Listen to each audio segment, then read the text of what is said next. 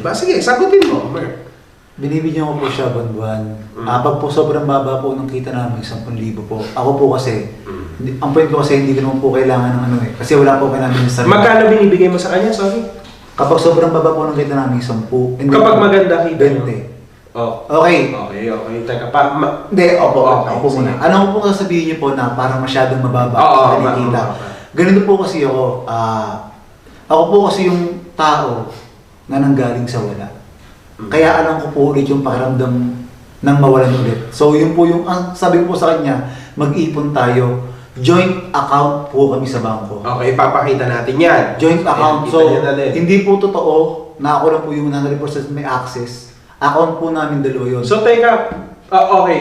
Tandaan mo yung sinasabi mo. Pero, kasi sa lumabas ngayon sa Raffy Tulfo in Action, wala siyang kapera-pera. Nandun siya sa Toyota 86. Paikot-ikot siya, nangihingi, parang kumbaga, sinangla niya yung binigay mo na kwintas.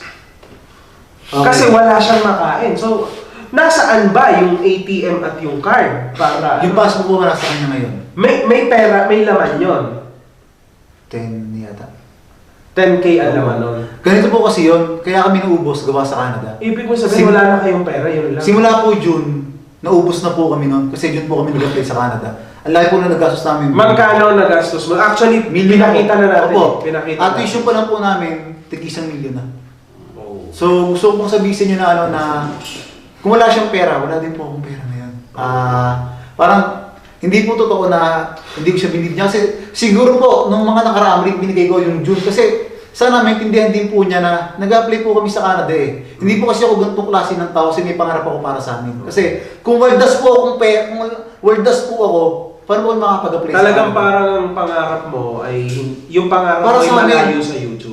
Opo, kasi gusto ko po, pag sa Canada po kasi, iba na buhay namin doon. Opo, magtatrabaho po kami, mag-aaral kami po. Ay, malayo ng buhay mo sa YouTube. Opo.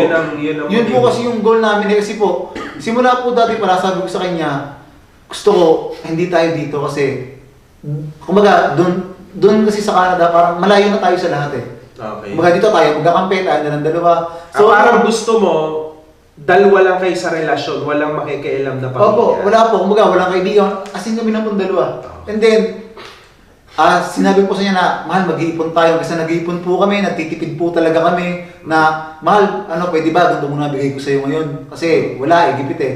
Pumapayag naman siya kasi para sa amin naman po yun eh. Tsaka isa pa, joint account naman po yun. So anytime, pwede niya rin makita yung pera, makuha yung pera. Opo, tsaka isa pa, buwan-buwan po, kada may expenses kami, pinapakita ko po sa kanya.